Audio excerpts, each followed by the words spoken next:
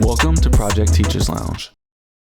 So I started every interview with this with saying that I want to say thank you as a teacher because I feel like teachers are superheroes. They have the biggest impact on, I believe, the biggest impact on students outside of their parents. And you spend 8 hours with them a day. So you are able to have an impact on their lives that will help influence them to become the adults and leaders or whatever else they decide to be in life that they will be. So I want to say thank you for what you do for our students, especially during this pandemic, because I can't imagine doing what y'all are doing right now. Yes, sir. Thank you. This is Will. Will's a seventh grade teacher in Southern Louisiana. He's a father, a husband, a drummer, and my big cousin. So I'm happy to have Will here to tell us about his time teaching during COVID. So Will, how have you been during this pandemic? It's been up and down. You know, you try to, just push through what you have and just think of the positive things and the positive influence that you want to, put forth towards your job. So, just pushing forward and, trying not to dwell too much on the negative. Got you. And how long what made you want to become a teacher? Like what influenced you years ago to move into this profession? Well, it kind of just fell in my lap, actually. I was always looking for some way to just help. Like I didn't care what it was. I want to help. So the first and also, I was playing basketball in school. And so I tried to balance the two. So at first I was, computer science business major and, dealing with those computer classes early in the morning. I really was like, I couldn't do that. So I was like, well, what can I do to help somebody? So one of our cousins, I guess you can say, JJ, he was majoring in psychology. So I was like, okay, I'll just try psychology. So I ended up, in psychology. And then once I graduated, I really didn't have an avenue and I didn't think I wanted to go back to college at the time. So this person I knew came to me and was like, we have a teaching job open at the school. Would you be interested? And I was like, fine, let's see if this is the avenue that I can take. And ever since then, that's just where I've been. Gotcha. And so this semester, have you guys been virtual? Have you been hybrid? Have you been completely remote or completely in person? What's been the mode of teaching for you? Well, it's been both. So we started off where the students would come every other day. So they took the number of students, they divided them up into two different groups. They call them Pride and Mustang. And they would come on separate days. And then the students that were at home on those days would be virtual. And then once Louisiana moved from phase 2 to phase 3, then they allowed any student who wanted to come back to school full time to come back to school, and those who wanted to stay virtual to stay virtual. So that's where we are right now. And so when on our way back, we went back in Louisiana. I believe we went back to phase 2, but it was a modified phase 2, and they're allowing the schools and the school districts to mandate however they want to do that. So our district towards the end of the semester just kept everything like it was. So we're just waiting to hear back to see how it's going to be when we go back next week. Gotcha. And so you were always in the classroom the whole time? Yes, the whole time. Well, the only time I wasn't in the classroom was the semester previous when all this first happened in March. We went straight virtual that time. And then once the summer and all that went, then that's, this semester, like you asked, we, had that hybrid schedule. Gotcha. And what was the process like last March when you guys just randomly went straight completely virtual? Process was we can make videos to post online so that the students can look and listen to them at any time that they wanted to, because most of the students wouldn't get up till around 3 o'clock anyway.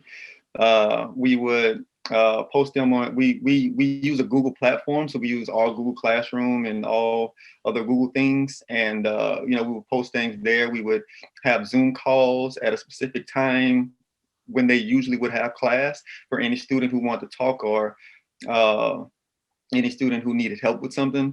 We was available by email.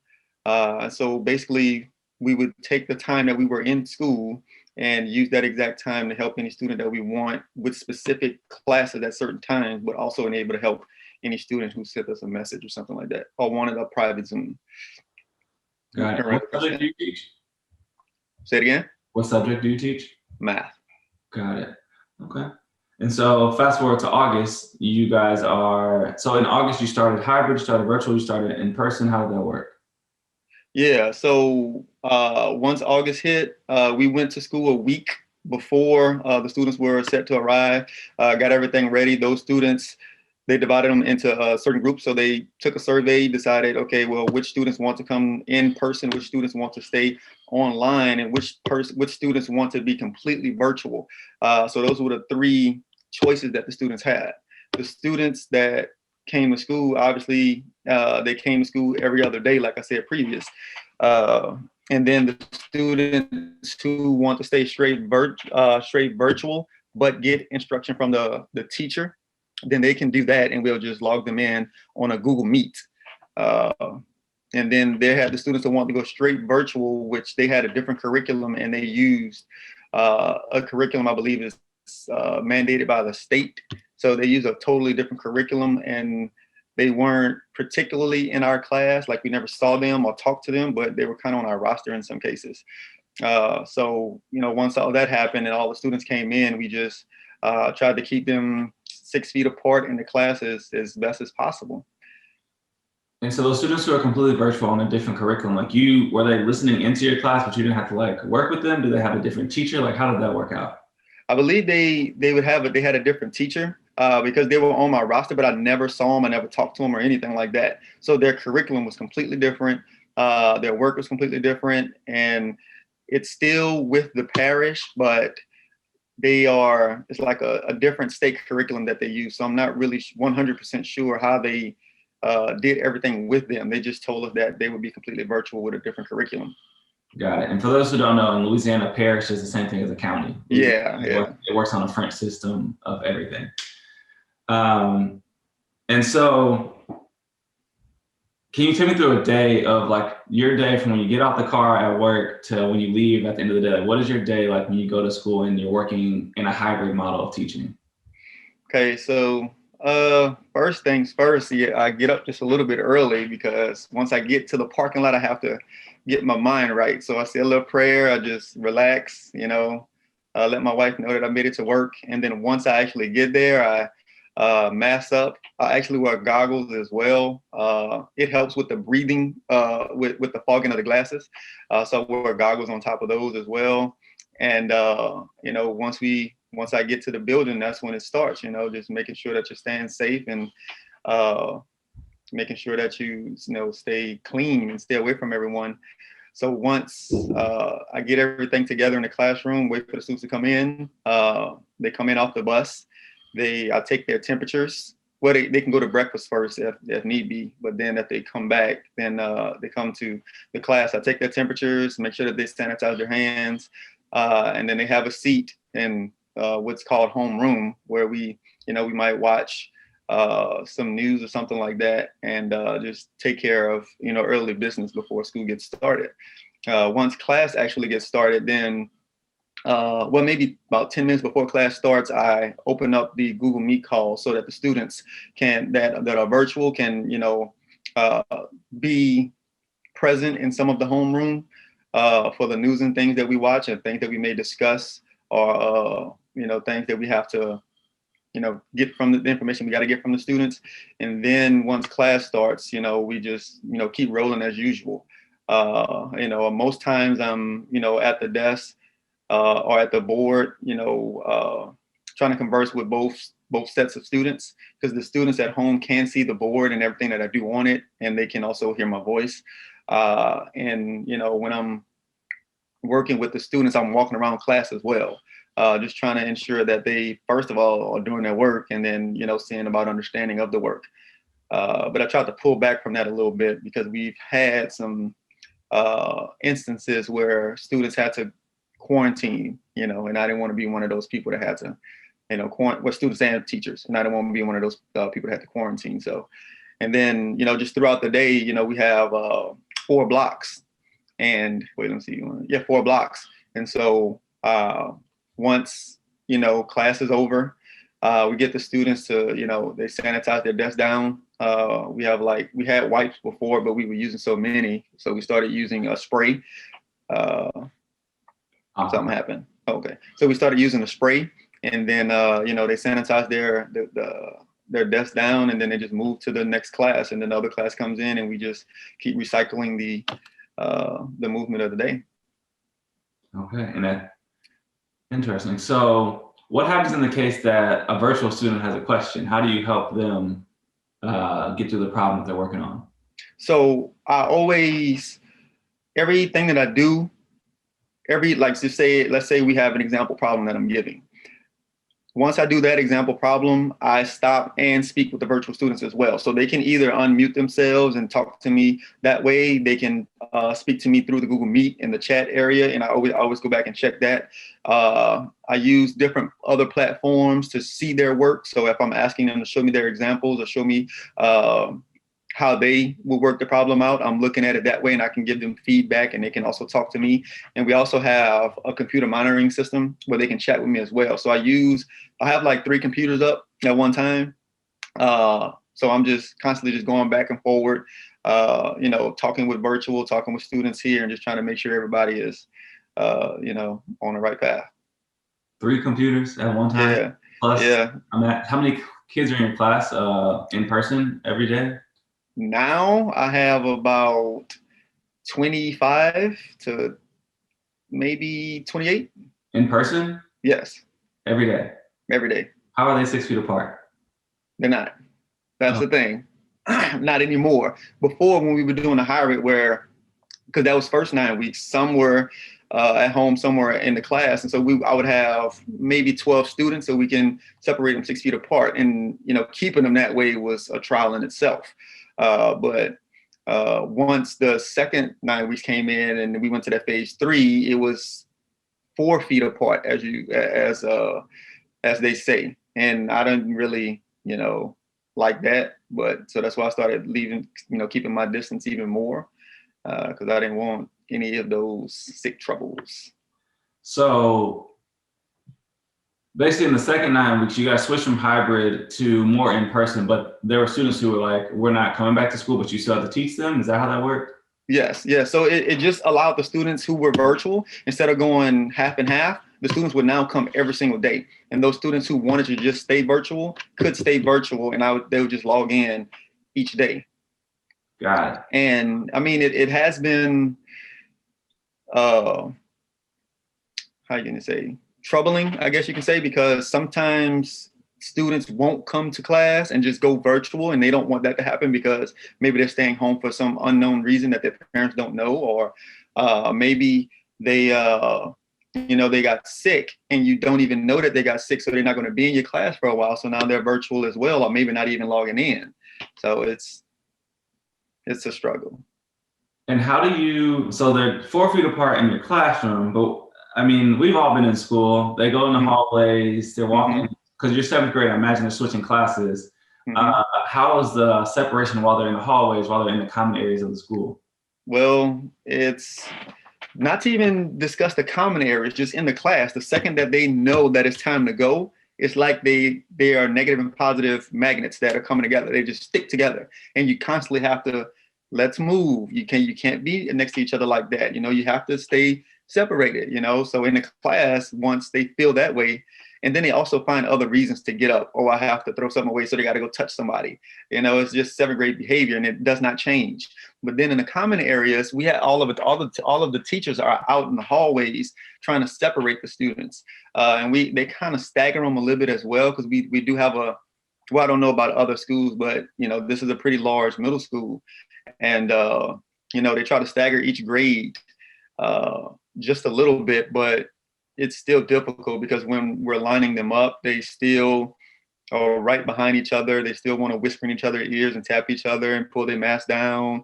And it's just a constant struggle of, let's follow the rules, and the rules are reminded every 20 minutes, it seems, over the intercom, but it's also reminded by, the adults on campus every second, it seems. So that is a real struggle. And how has the mask wearing gone with your students? Are they cooperating? Are they playing around? Like you just said, they're pulling them down on each other. Like how's that working for you guys? Yeah, they pull them down.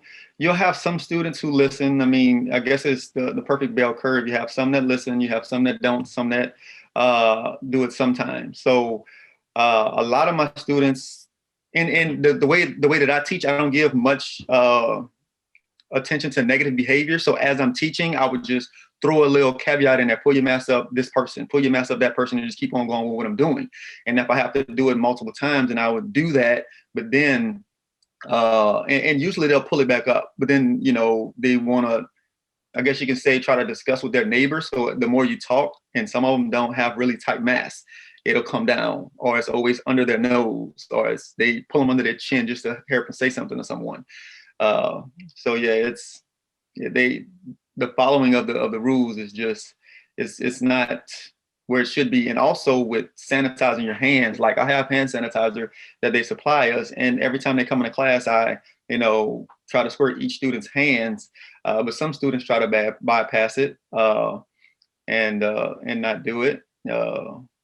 I've probably seen a handful of students washing their hands, because we have soap and a sink in the classroom, and you know, I tell them you can wash your hands too, you know. And another thing that comes to mind is, you know, looking at the news, and Dr. Fauci is always saying, you know, don't touch your face and stuff like that. And kids are constantly scratching their eyes and putting their hands in their face masks and maybe biting their nails, passing gum. And I'm like, you cannot do that. Please stop, you know.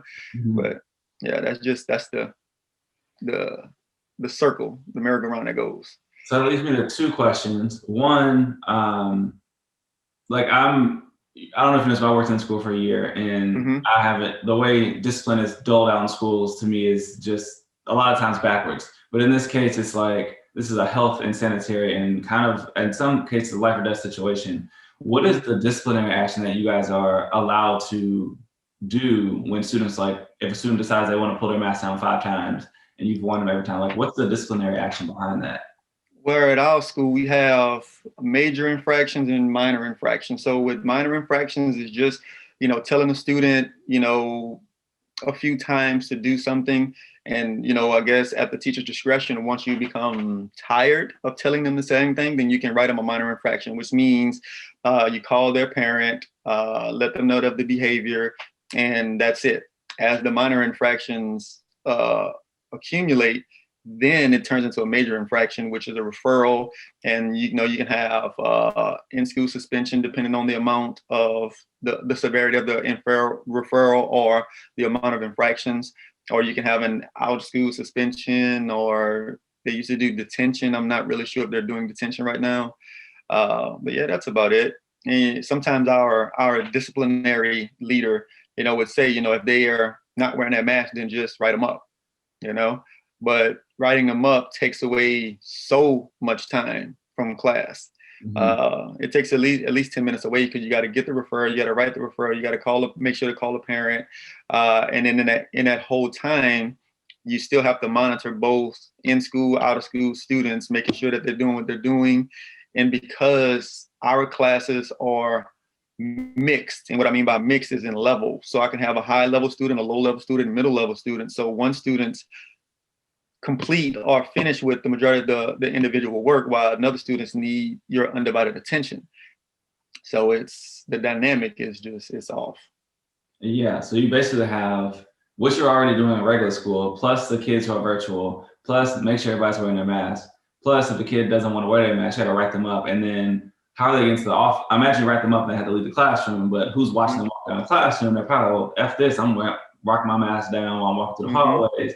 In fact, in the hallway, I'm just saying, in my world, I'm walking through the hallways with Lysol spray all day long. So I can all these kids just everywhere. And like, I've talked to people who teach high school. Like, high school's been, they're saying high school's been good with masks, but I haven't talked to junior high teachers. It's like the adolescent, like finding yourself, but also really goofy age. So I see like where that difference is of like, we're not gonna take it super seriously, but like some of us will.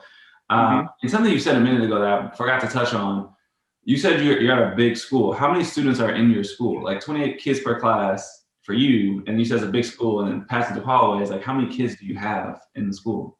Normally about, I say anywhere from 500 to 700. We've had 800 before. So yeah, right about there. And we have 6th, 7th, and 8th grade levels. So the halls are pretty long. That's basically, it's kind of in an H, how we have two long halls and we have a center hall. So yeah, it's a, coming from, Morgan City where I'm from, we had a 200, class. So maybe 400 students, maybe, but having 800 is a big difference. And so that's probably around what, 50 teachers plus administrators plus a nurse, I guess? Yes. Yeah. Cause we have, each grade level has 3 ELA, 3 math, maybe 2 social studies, 2 science, SPED teachers that pull students as well. But the SPED and other special need, not special needs, will accommodate kids with accommodations are integrated in the class. So they don't have their own separate class. But yeah. So about that much. And then I'm thinking about you have kids online. How many kids do you teach online that are just strictly virtual? It varies per class. Some I have about 10. Some 10 are, let me see, second block. Well, second block is usually out a lot, so they're in and out. So I can have 12 to 15 in there. My last class, say it again? In addition to your 28 students in person? Yes, yeah. So, well, let's say, so in my second block class, let's say I have 25, 26 students in that class. So half of them virtual, half of them not. Some days, and then some days I have about 7 virtual and the rest are in class. My 28 is my last class and everybody is there. It's 29. Everybody's there except for one student. And the one student I've had contact with him a couple times, but that student does not log in or anything, there's nothing. So we've been trying to talk to parents and stuff and nothing. And how has parental involvement been? Like, you're in the junior high age, so kids aren't really, they're not high school. They're not like taking care of themselves. Not that high schools are, but they're more adept to do things on their own. With the junior high, parents are kind of, I imagine, are more involved or needed more. How's that involvement with parents? Have you had to meet with parents? How's that going? Well, see, what I see this every year, that the parents tend to give their children more leeway. They give them more rope in 7th grade, stating that, they did well in 6th grade and 5th grade. So I believe that they can do well now. But I don't know about other states, but in Louisiana, the curriculum it takes a tremendous jump. So, you going from addition to subtraction to doing algebra geometry. So the parents tend to, give them their leeway. And once they see that the student isn't doing well, then some parents come in and try to assist, try to, find out what's going on. Large majority do not. It's up to me to let them know, how their child is doing, in addition to all the other platforms we have. Because like I said, we use Google platforms, so they can see all the assignments, because all the assignments are posted online. They can see all their grades because the parents have a particular grading book that updates them when a grade is put in or something like that. We also have we use Remind 101 as well, where we send reminds out to parents just to let them know assignments to do. This is what your child needs to do. You can contact me from that website as well. So, it's parents. Most parents don't. It's a slim amount of parents that do, and it's mostly on us to, inform them. Got you. And so even with like just beginning of the school year, y'all are doing virtual, you're doing in person, you're basically letting them know how school will run. How was the parental reception to the school's plans for teaching? In COVID? Yeah. From what I gather, a lot of parents want their children in the class because they're saying how difficult it is to keep them motivated, to keep their attention on the lesson or on their work, to get them to do their work. So yeah, a lot of parents want their children in the actual class itself. And then the community as a whole, where you live, what's been the response to COVID in Southern Louisiana? Because I feel like you're the first person I'm talking to from Southern Louisiana, and I know about Southern Louisiana, but people don't know about how Southern Louisiana is. So from your standpoint, what's been the community response to just the pandemic in general? Well, honestly, from me and my family, we have isolated ourselves completely from everybody. Just recently, I started going out just recently because I've had car trouble. So I had to, go out and get some different parts and things like that to work to fix my car, bring it to the shop as well. And everywhere I go, half of the people wear masks, half of the people don't. So I'm like scared and nervous, because these people don't have on masks. Some people can be asymptomatic. Some people can even be symptomatic and not even concerned, just stating that, I can get a little sick, get a little cold, and then I'll be okay. I go in businesses, one employee has a mask, two or three don't have a mask. If I go, in shops, the same thing. And I just like, we don't even go grocery shopping anymore. We just, we order the groceries and get them delivered that way because people just don't want to wear a mask. Are masks not mandated where you are? I would say it's more recommended. Like, once you go outside, make sure you wear a mask. Make sure you wear a mask. But I mean, who's really enforcing it? I think it's all up to the people to take it serious, to see these 3,000 deaths per day and say, okay, well, let me help you, even if I'm not concerned about it, let me help you. And even in our family, we've had a few casualties, a few deaths. And, I drove down, and one time I drove down, I didn't even get out the car. I was like, I'm not dealing with y'all with this.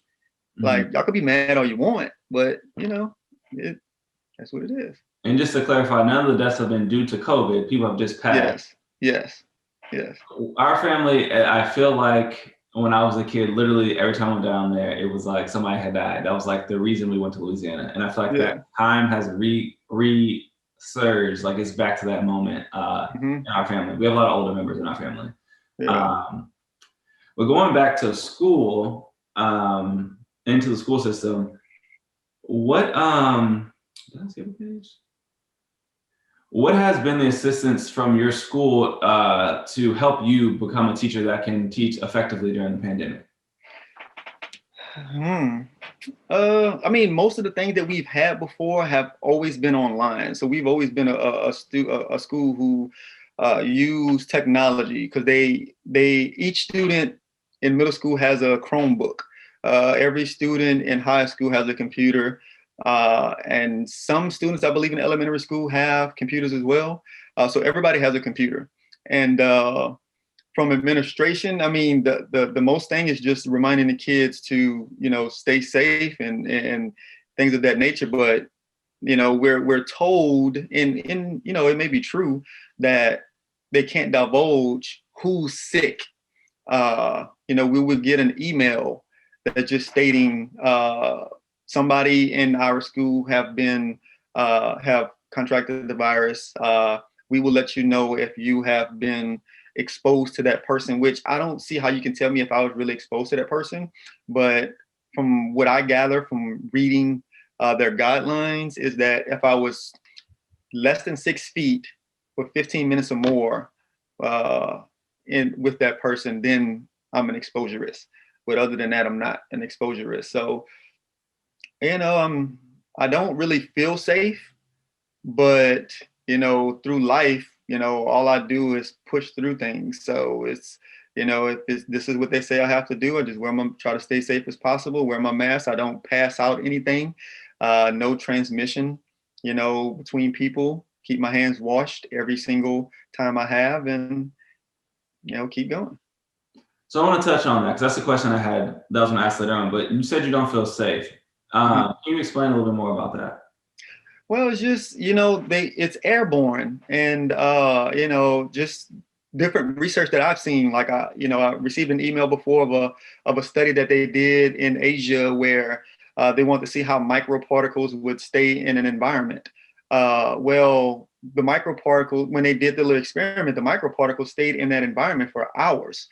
And with the kids not constantly wearing their masks, with the amount of students we have in the building, with some adults even having to be reminded, let's pull your mask up, don't take your mask down, wait till you get outside or something like that. it's just not safe. And then people are always on each other, like just really, really close. We have to, basically walk the kids to the bus. And every time I try to line them up, they're right on each other. And then I have other students and they should be on the right-hand side of the hall waiting, but they come on the left-hand side and they're just trying to get through. So it seems like commotion is like just whatever. So I just, like I said, I wear a jacket every day. I keep the air conditioning on. I open the door ever so often, which we're not supposed to keep the door open, but I just open it ever so often just to let some draft out. And like I said, keep the air on and keep it circulate, keep, things circulating and circulating out, because I don't want to, I just don't want to contract this virus. It seems like a lot to deal with when you're just trying to teach some kids and do good for the community. And yet you're putting yourself at risk. And you mentioned you received guidelines about basically if you're within 6 feet for longer than 15 minutes. Were those guidelines from the school, from the state of Louisiana, from the CDC? Like, where are those guidelines coming from? Well, it came from the superintendent, so a superintendent's email, and he referenced CDC guidelines. They would have CDC in there, but they would also say health officials. Mm-hmm. What that mean? I guess it's the health officials around here, maybe. I don't know. But that's where it comes from. It doesn't make sense to me that, so you guys you've had confirmed cases of COVID-19 in the school system, students daily, and y'all have not shut down. Y'all have not like everybody needs to go home. Nope. I've had the week before we got out, about 9 of my students had to go home to quarantine because 9 of my students in one class had to go home to quarantine because somebody contracted it and they were, in the vicinity of that person for 15 minutes, I guess, less than 6 feet for 15 minutes. And there are we have to cover that's another thing that scares me. We have to cover other people's classes, which, I understand, somebody's out, they have to handle their business as well. So, covering their classes, but just covering somebody's class who has to quarantine and now I have to go in that exact same class. Did y'all, scrub everything down? Did y'all wipe everything, And it's like, that's something else that scares me because I'm going to somebody else's environment with students that I'm not with every single day, that the teacher had to quarantine because of other students, but some of the other students in there did not have to quarantine. So is it really there? Is it not? It doesn't make sense. And I believe it's just that they don't want to, burden the parents with, having to, be with your student, your kids at home. And I understand that. And I'm all for it. Like, kids be in school if it's safe, what's the greater evil, being at home and having to do more work or coming to school and getting sick and possibly, having fatalities, I'm just in awe because you're the first teacher I've talked to who was like, yeah, we've had cases, we're completely in person, I have 20 students in my classroom, and all I can say is Louisiana. That's what I can chalk it up to, because Louisiana, I don't want to throw shit at Louisiana, but Louisiana is just known for doing things a little bit backwards. Mm-hmm. Even when you guys are you're trying to do it right, you're trying to do so this is my question, were you forced to come back in the classroom? Did you have a choice? No choice. It was we back in the class. The thing that they gave us if we had any underlying issues, and I had asthma as a kid. Don't really know about any now. I've had sinus issues and things like that, but no real option to teach virtually. And I've spoken to. I have friends that teach in other states. Some are they're cutting back on the amount of students. Some they shut the school down, some they go virtual, but no, not. And it's not all schools in Louisiana. I've seen some schools that have, taken the whole entire class, quarantined them for the 10 to 14 days and brought them back, but just not, I know at my school, no, we don't, I've not seen that. They just, did the contact tracing and, found some origins and people that were less than 6 feet near them within 15 minutes, and that's about it. So they're I have so many questions. I'm literally not even going off the question I've written down because this is just spurring so many more questions. Just for instance, they're saying you weren't around the student. Are they checking the camera footage throughout the entire day, because you could have been somewhere near the student, or someone who talked to the student could then talk to you. And so with that, it just seems like a lot for a junior high to tell you that, no, you weren't in contact, you're good. Yeah, I don't know. We have cameras in the halls. Don't have cameras in classes, obviously. So I don't know. And they check seating charts. But like I said, before I was walking around talking to all students, I would try to keep as much distance as I could, walking through the aisles. But and when I talk to a student, I usually stoop down, don't stoop over them, but I just, kneel down a little bit and try to be at their exact level. And, with my face down, not really talking straight to them, but then I had to stop that as well because I didn't, you just don't know. And in this whole new way of teaching and not being able to really give, like, not want to say hands-on help, so that's not really what it is, but like close help, looking over whatever, do you feel like your students are learning at the same pace? Do you feel like they're learning a lot slower? How do you think it's going for their education? I think it's hurting their education, and mostly because, again, in my experience, and I get this from multiple parents, they would say, my child doesn't understand. And I'm like, okay, so I'm going to pay even more attention to that child. But in the same instance, the child doesn't understand, but either the child I'm constantly having to say, let's pick your head up. Or I'm constantly having to say, let's write this down. I'm constantly having to say, did you look over this? Or something like that. So I think it's a double-edged sword that before the work ethic was slim. And now that the virus is here, it decreased it a little more. So I do believe that the education is hurting even more because also you will get from students, if it isn't something that affects their grade at the moment, then they don't really care about it.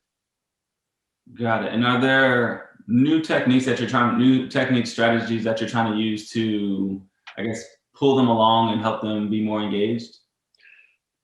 Yes, it's kind of difficult with our curriculum because we are supposed to use our curriculum with fidelity, but trying to incorporate different projects or discussing different things is a way of trying to do that. And also, like, we have this reward system. They call it Mustang money.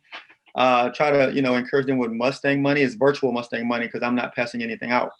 Or with you can the thing that our students always love is music.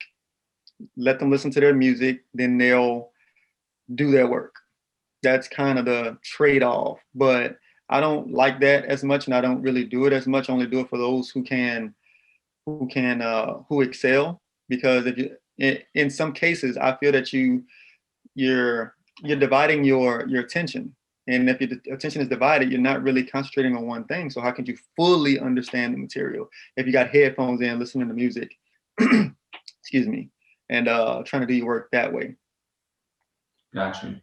And so is the homework, because you're not passing papers out, is everything on a computer? Are they bringing Chromebooks to class, or how's that working? Yeah, everything is on computer. They bring their Chromebooks home each day and bring them back to school every day. They only give them back to the school sometimes on breaks and all the time at the end of the school year. So they have their computers all the time, and all students are required to have internet access. I will say that the school district has worked with some local businesses to give the students hotspots. So they can, I think some of them are free, some of them $25 or something like that, and they can use those in order to access all that work. But I've changed to where the homework is more of a review for you. I try not to mandate the homework because every time you mandate homework, they don't do it. So I try to, try to encourage study habits. And taking control of your own learning. And anything that I would give for homework isn't something that needs the internet per se, because you can do the assignment on the computer and then submit it once you get back to school when you have internet, even if internet access wasn't available to you. So for me, I think it's more important that you help build the study habits. That's mostly what I'm about, helping them live their life, not just learn math, you know? And so they're given MacBooks, Chromebooks, and some are provided with internet. Have you witnessed or experienced any students or their families having financial hardships because of the pandemic? And if so, what is the school doing to help these families? They don't give us any of the information. The only thing that they would do is like, I know for like around Christmas time, they have, low income families that are struggling, or families that, went through some kind of tragedy, and they would ask for help that way. But we won't know about any particular students. So the only time we would know about hardships is if we talk to the parents directly, and, go from there. Got it. Shoot. There's something I was thinking about, but it'll come back. Oh, so a minute ago you said there was a student that you haven't had contact with. You've tried to contact them, they haven't responded.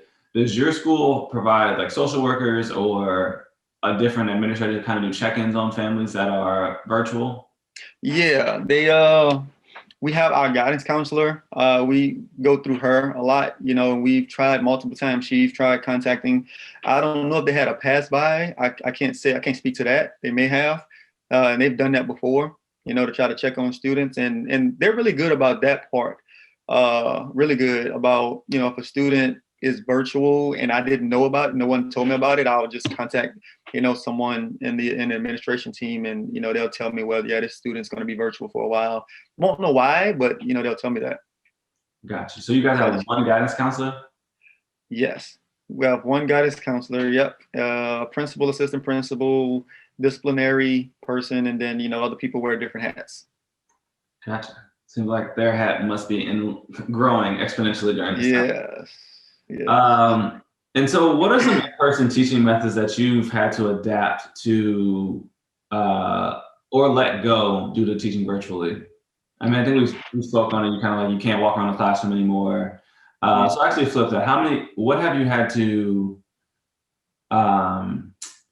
what is a virtual teaching method that you're going to use going forward when you're back in the classroom? So what did you learn from going virtual that you can now use in the classroom?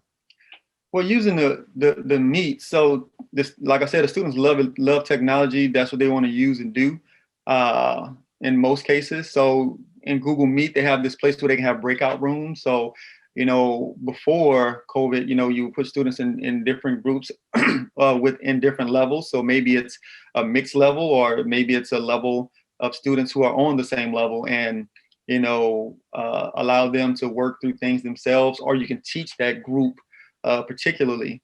But with Google Meet, you're allowed to put them in breakout rooms and they can discuss that way. So I use that without having to move them around, because that has been a problem. That has been a problem in class. Transitioning to, sitting next to someone new, because sitting next to someone new is like Christmas morning. It's like, oh my God, I get to sit next to this person. So let me get out everything I need to talk about with this person right now. So using the Google Meet, that helped. Just so they can discuss and bounce ideas off each other, once they get trained to do that. Gotcha. So that's something I would take out. And you just made me think of like lunchtime.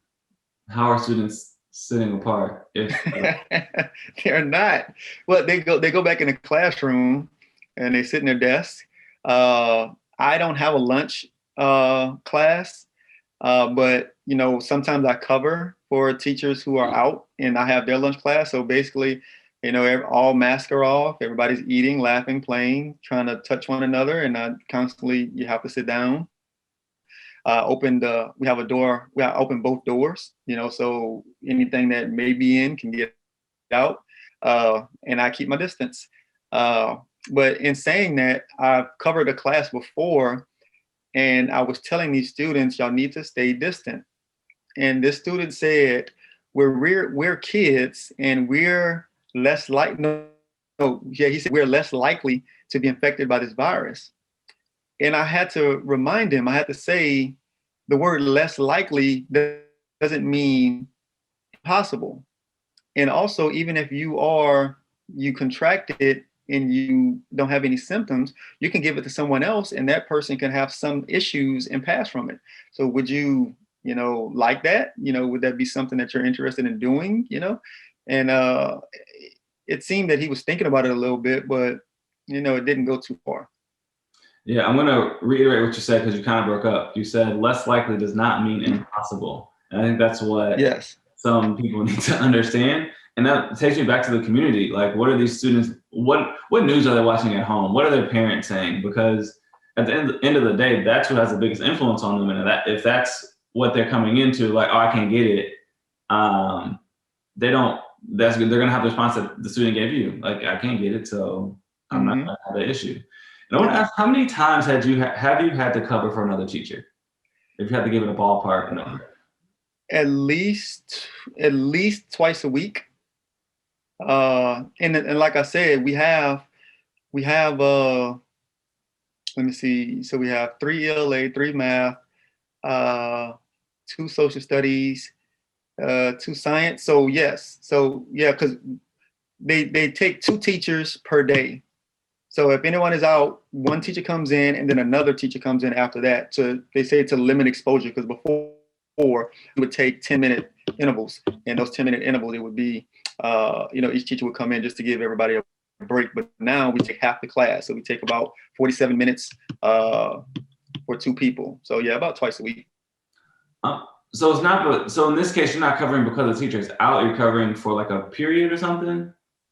No. Well, no. But on my off period. So when I'm off, so if one teacher is out, each grade level has a different off period. So out of the 4 periods. So let's just say somebody that has first period is out, then second period, when they're off, they'll go cover that person's class. Then third period, we'll go cover it. Then last period, we'll cover it.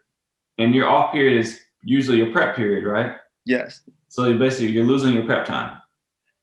We normally don't have much prep time. Prep time is usually covered with meetings, with parent contact, and covering. It's very rare that we have a lot of time off. It happens. I'm not going to say that it does happen where we'll have time off. We can just sit up here and plan. But it's not the norm that we'll always have that time, because we have PLCs, professional learning communities, on Monday and Wednesday, 2 days a week. So we do it Monday and Wednesday. Tuesday, we have this thing called teaming, where we have to get together and talk about students and issues like that. Thursday and Friday are the normal 2 days where we usually don't have anything. But if we have, let's say, a 504 meeting or a SPED meeting, or we have parent conferences, that's where we put those. Or if they have something else for us to do, that's what we're doing then. So we usually don't have a lot of planning time. So your planning time is usually at home, planning and grading. But in a regular school year, you would have that hour to do. You wouldn't have that in a regular school year either. No, that's a regular school year. That's regular. Yeah. Okay. So I just feel like all I knew is that teachers always had like a period for like a prep period or a plan period. But I guess that's not a thing at your school. Yeah, that's what they call it. But there's, like I said, people wear many hats. So you might have some teachers who are going observe another teacher, because you have to do observations to grade the teacher, stuff like that. So it's, you do peer reviews and stuff, just something. And so also going back to covering 2 times a week. So in my mind, that means you've had 2 teachers out per week since all semester. Is that correct? Would that be fair to say? That's maybe the minimum. And is that due to COVID or like probably COVID, time off, or you just don't even know? They will not tell us. You hear things from other people who may find out, who may talk to these people that are out, that, some of them, it is COVID, most likely, yes. If they're out extended days, then yes, you just assume that it's COVID. But we'll never know. No one will ever tell us. I guess they can't tell you because of HIPAA. But yeah. I think it's HIPAA, the medical thing. But that's interesting. Have you yourself been able to take off time this semester? I took off for each of the funerals. Okay. Yeah. Each of the funerals. That's when I had, so about 4 times. But, in some cases, there are substitutes that will fill the positions, some on positions, but, I guess, because of COVID, a lot of substitutes don't want to, come into the school system. Okay, so I'm gonna go to if there is one, what has been a bright side or a bright moment you've had this semester while teaching during the pandemic? Seeing people, laughing with some of the students in class about something silly that happened, something that I did or something like that. And just being there for people, because like I said in the beginning, I always want to help people. So, I have coworkers that, they're going through things, and, I'm able to be there for them. And, I guess I like math. I like, analytical processes and, things like that. So doing that is pretty fun, but that's about it.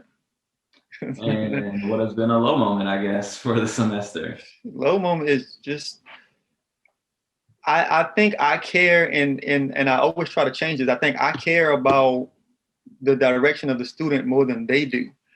So that's always my low moment. Trying to, get them to understand that I've been where you are, and I'm trying to help you get where you will want to be in the future. You may know, but in a lot of cases, you don't know where you're going to be in 10 years, in 15 years. So grab all the knowledge that you can. And then once you get to the place in life where you're going to be, you won't have much of a struggle. And that's the thing that depresses me the most, that I have to constantly seem to care more than they do. And the technology piece, you guys were never 100% virtual, if I'm remembering correctly, but you guys have Chromebooks. Were students using them proficiently beforehand, where they needed to be taught how to use certain programs, or how did that work? Yeah, no, we've always had this system. From the time I've been in this district, for I don't even know how many years now, but we've always had technology, and they've always used different online platforms. The first handful of years I was there, they used Blackboard and things like that. But then after that, for all of these students that are currently in school have been using the Google platforms since all of middle school. So, and some of them, I believe, in elementary as well. So you guys were kind of set up to go to pandemic learning. Like, there's actually really no reason that y'all should be in person, because these kids already know how to use the technology. It's just getting parental buy-in, yes, administrative buy-in to like, yo, it's better for everybody's health to not be in the classroom. But that's just not the case. Yeah, that's an argument we've had since the beginning.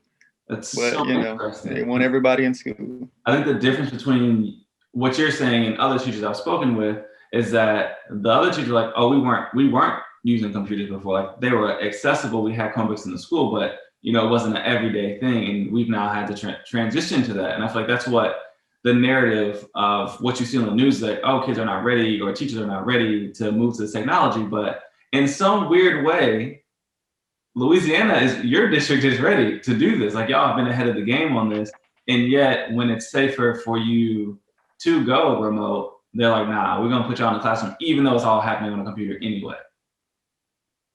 Yeah, I mean, I know there are places that don't have the technology that we do, but in my school district, yes, they have been technology based since I've been there. All right.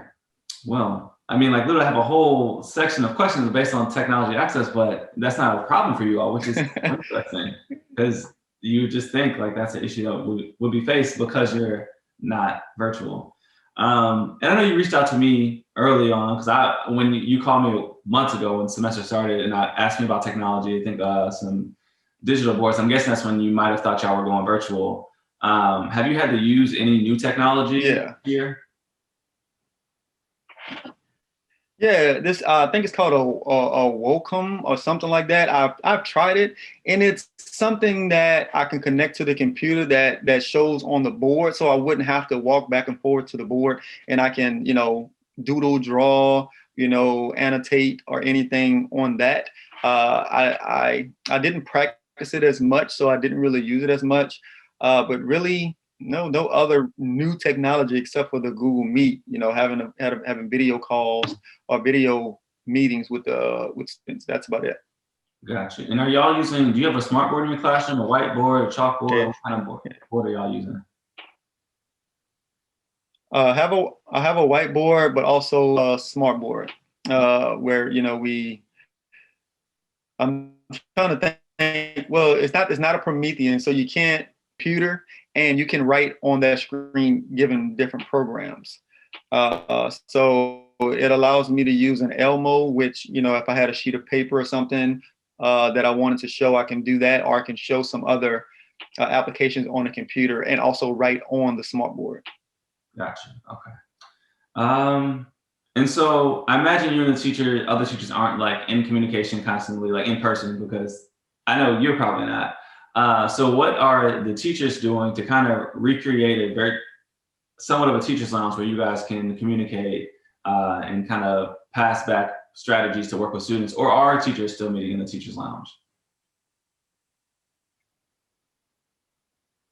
Well, we, as a PLC, since it's only 3 members, hold on, it's my internet. Can you still hear me?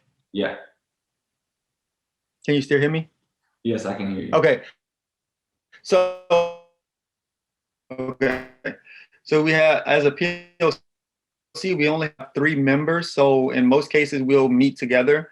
We'll just, separate a little bit in the classroom and discuss, different strategies or curriculum issues that we're having, or, create tests together and things like that.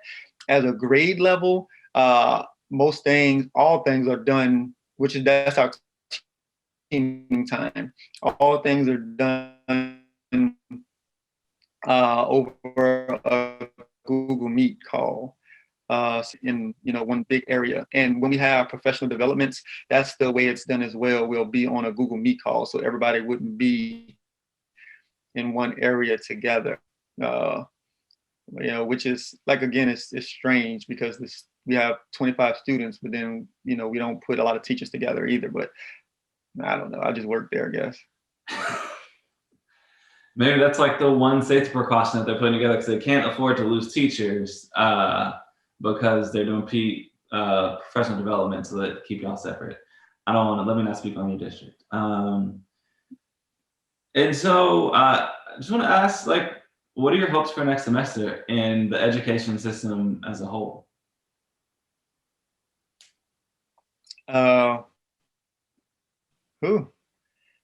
If it was a perfect world, I would have a way to educate each student and get them to buy into what I'm trying to feed them, what I'm trying to give them. And that's basically it, just getting buy-in from students. Like, I don't even worry about administration and all this other stuff. I just want the students to have what they need so that they can succeed. Everything else is just, it's life is going to be there, So that's basically all I want.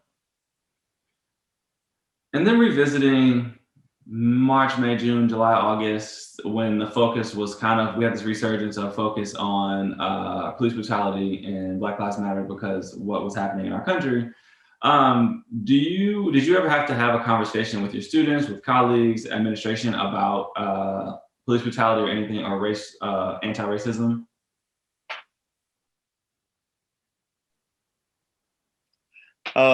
Let's see. So never had an actual conversation. That kind of falls under the political scope, and they don't want any type of political or religious conversations happening, with students. Don't want to try to influence them in any way. Some things that may have happened is just stating that, like, look at the climate that our world is in now. So, everybody can take inventory themselves on, what you should and should not do. But, as I can say, in the community, around, in this entire area, it seems very divided. So I can imagine that the students are, have those conflicting thoughts, Yeah, with everything going on, especially being 13 is around the age that a seventh grader is. and you're in the Baton Rouge area, correct? Well, right outside of Baton Rouge. So it's Ascension Parish. So Yeah. it's like Baton Rouge, East Baton Rouge, then Ascension is right next to it. Okay. And I mean, Baton Rouge has had its fair share of spotlight in the past couple months because of these issues. That's why I was wondering, like, I feel like in your area, kind of. I'm sorry, it's breaking up a little bit. Can you hear me now? Okay. Yeah, it's kind of choppy. Yeah, your audio's coming through and the video is kind of Let's choppy. see. Sometimes You can say something now? Yeah, can you hear me? Yeah, I can hear you. Okay. It's just a little delayed. That's what the situation is. On my end, it's just a little delayed. But what I was saying was, I feel like Baton Rouge has had its fair share of spotlight in the past couple months due to police brutality or other issues dealing with race. So there's no, I know you're a math teacher, so you wouldn't really get into the topic of racism or anything like that. But in conversation with other teachers like ELA or history or social studies, are any of them teaching along the lines of like anti-racism or anything that has to do with race, or like the school's like completely hands off with that topic? Yeah, I have never heard any kind of conversation about any of that at all. Even I even find it strange that there isn't much done on Black history either.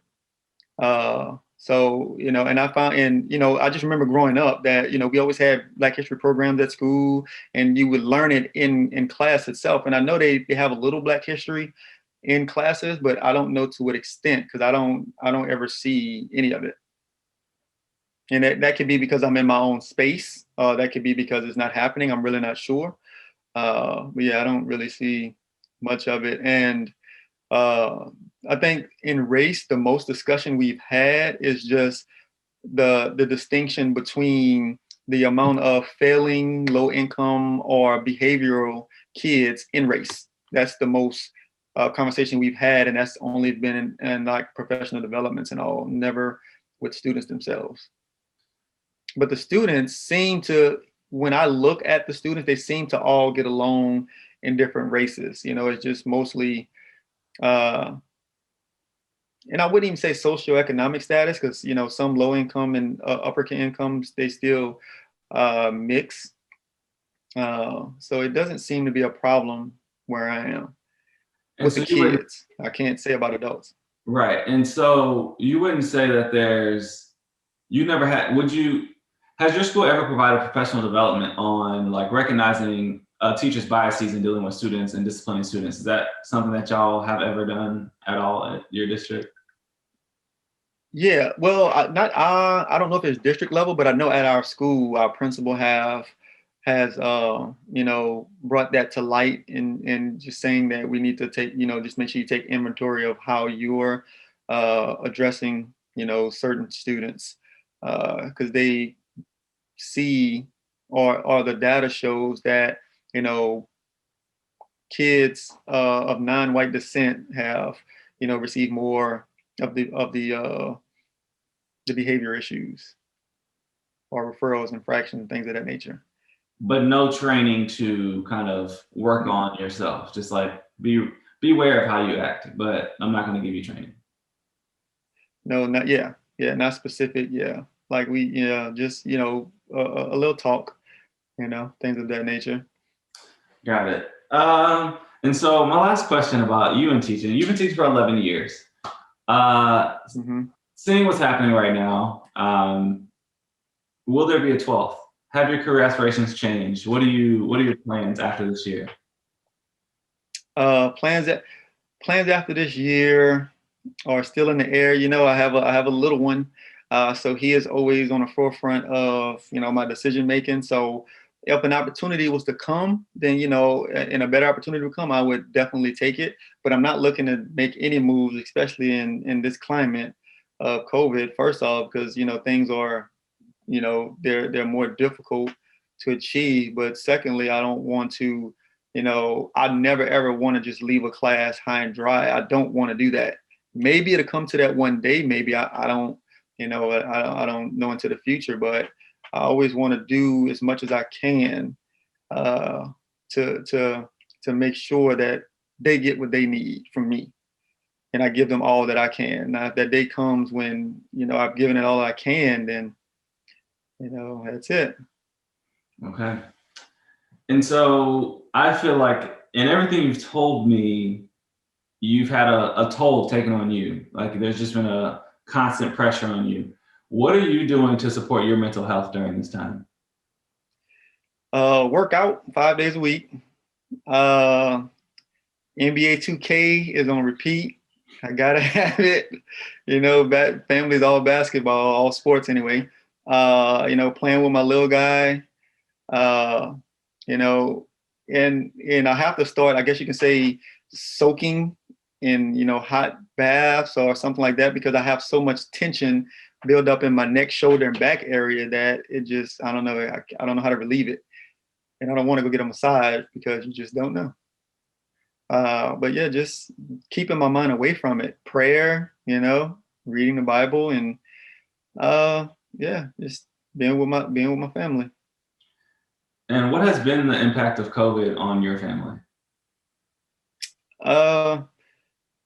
I know my grandfather passed recently on my dad's side. So, and he was really old, he was in his 90s.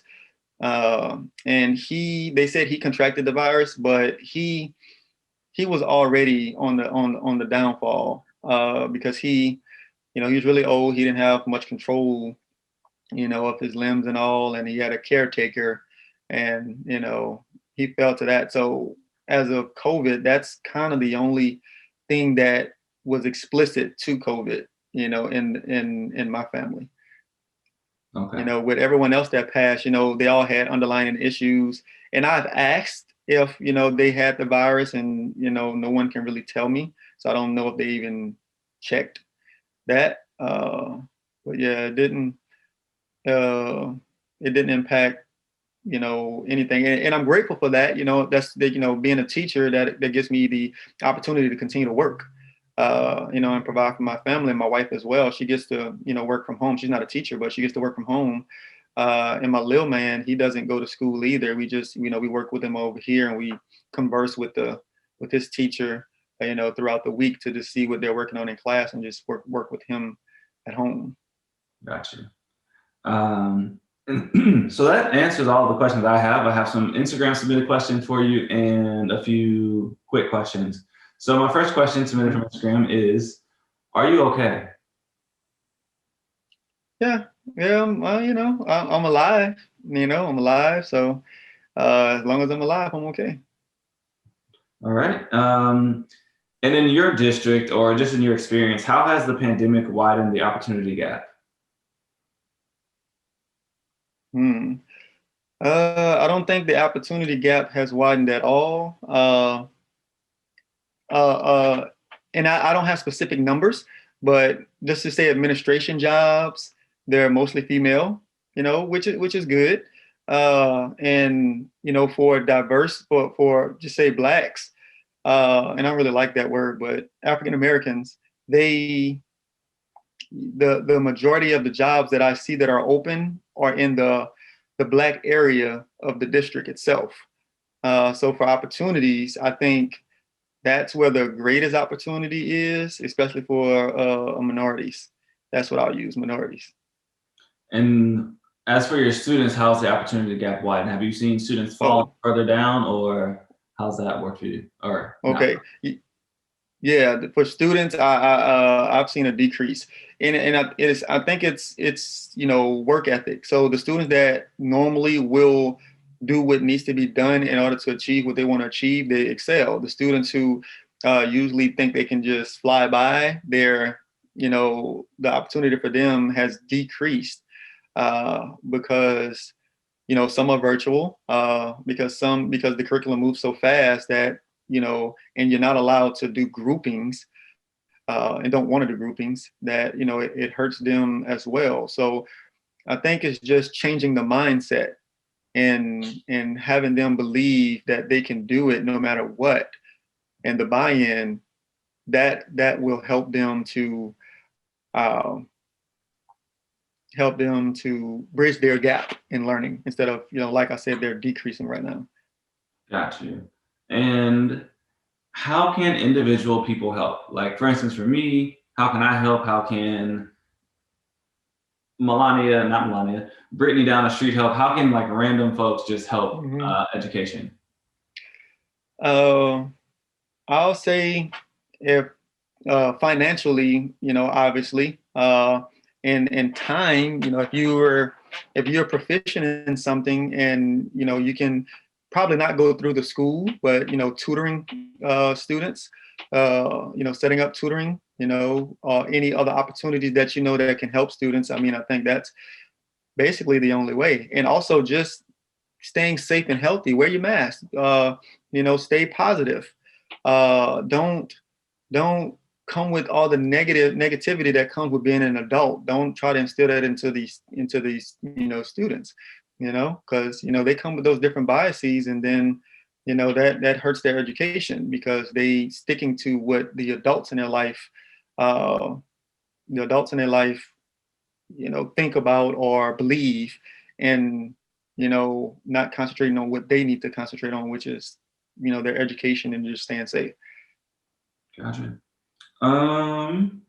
What have been the best tools you've used to support learning during the pandemic? Just internet once again. Just reminding kids of what they need to do. The Google Meet, and technology, and videos. I've started using this other program, Edpuzzle, and I've used it before, but I use it a little more now since the pandemic, where it goes step by step through processes and asks questions, and I can determine their understanding from those questions. But also this application called Cami, which allows them to annotate online. Like before, everything would be paper-based. Assignments would be online, but then they would do them paper-based. But now they're doing them all on the internet and turning them in all on the internet as well. So that's something that I started using more now. And do you think you'll use that going forward when you're in person? So I don't know. I keep wanting to ask like in person, but you're already in person. So, it kind of helps. I'm imagining this is helping you. If I imagine your grades are being graded digitally, and was it happening before? Were you guys getting grades done digitally, or was it more paper-based and y'all are now really going more tech-based? It was an option. I could have always did everything digitally if I wanted to. Most teachers did, because like ELA and science and social studies, they don't really have to show work. So most times I would get the students to show their work on paper, and then they can either type it into on the computer, or they can scribe it onto the computer. So they had multiple options, but now it's only computer-based. And going forward, I think that's a good way of doing it, because the student can see what they missed and get it done that way. Because on paper-based, they will lose something either purposefully or on mistake for any assignments that they don't want to or haven't turned in. Okay, I gotta pause real quick. So my computer's about to die. So give me 1 second. All right, come back. And then, do you feel that your health has been disregarded during this pandemic for your job? My health? Yes. Yes and no. I mean, the thing that's constant is wear your mask, wash your hands, and watch your distance. Okay, it's something that's reiterated, and I don't see what else administration can do in order to keep me healthy. So I applaud them on that. But then on the other hand, having so many people in one space bothers me. So I guess on the micro level, which is, my school, they've been doing the best they could with what they've been given. But on the macro level, it's just, I think more could be done to ensure our, health and safety.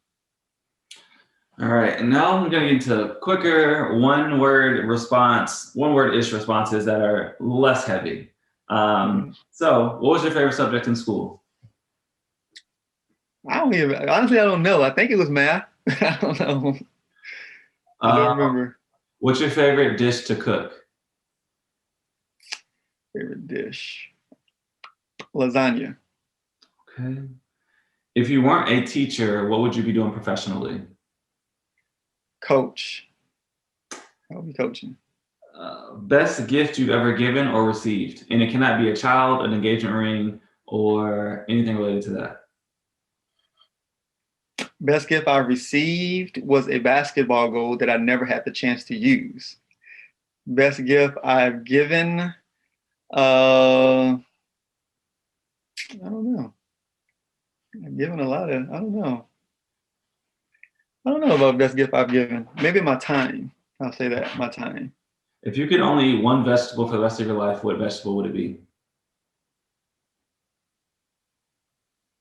Carrots. So right now, no, people won't know this because they won't know the order of these interviews, the way they're released. But the last 4 interviews, including yours, everybody said carrot. So really? yes, That's somebody said maybe it's because the chair is orange. I was like, well, that led to another question: is a potato a vegetable or not? Potato is not a vegetable. Okay, that's another question that came up. So I was like, you could have said if you believe a potato is a vegetable, you could have just said sweet potato if you're going off the chair. But potato's not a vegetable to you. I think most people have said, I think it's been a 50-50 split so far. Before you, go ahead. No, go ahead. What were you going to say? That has been me and your cousin, Dashina. That has been a debate between us since we first started college in 2003. We debated on that. We don't do it anymore, but that was a debate we always had. Was a potato, a sweet potato was a fruit or vegetable. It was funny. I've been told it's a starch, so I'll just throw it out there. Pineapple on pizza, or yes or no? No. Something's wrong with your taste buds. I mean, you like carrots as your only vegetable for the rest of your life, and I still don't understand that's a thing, but okay. Most extreme thing you've ever done? Extreme? Oh man, these are difficult. I would just say ride a motorbike, I guess. Oh, I forgot you used to ride a motorcycle. You don't have that anymore, do you? Yes, I do still have it. I just haven't ridden it much since the little one. That's what it was. Okay, I remember the story. Do you live by any mantras, and if so, what is one? I guess it's more unspoken, but I guess doing to others that you have them doing to you. Okay. That always pops in my mind. What is something you believe you spend too much money on? Fast food before the pandemic. Okay. How would your friends best describe you in one word? Loyal. If you could recommend a book, podcast, artist, or movie, what would it be? Podcast, Jalen and Jacoby. Okay. Love sports, and they're probably the best. All right. What is your favorite movie? Let's say Moana. Okay. Best vacation you've ever taken? Disney World. What is important for those who do not know you personally to know about you? That I care. Is there anything else you'd like to share before we end this interview? No, but I'd just like to say, when I asked you, could I share the link? A lot of the responses that I received was, that's good that he's doing this. Thank him for doing this. I'm not sure if they signed up, but they were excited about it. And, once or if this project ever comes out, just make sure to share it with me and I'll let them know about it. Just thank you for what you're doing. And I hope that, this takes you to new heights. Thank you. I believe we have 2 other people from your school. I don't want to say the names right now, but I'll say after we stop the recording. Okay. But before I end this recording, I want to say thank you. Again, I believe our teachers are superheroes because they have the biggest impact on our students outside of their parents. And if their parents are teaching them wrong, teachers have the ability to steer them in the right direction and also give them the knowledge that they need. Without our teachers, our students wouldn't be learning. And I don't know why people don't get that we need teachers to basically keep the world running efficiently and keeping people learning. So I want to say thank you for all that you're doing. Thank you for putting yourself at risk and your family at risk by going into the classroom every day with 20 plus students in the classroom. So my advice is going to be to walk around the classroom with the Lysol can sprayed in the air, because that's how I was doing, which is why I'm not a teacher. But I want to say thank you for this. And yeah, I hope you have a great day. Thank you. Sure, thank you.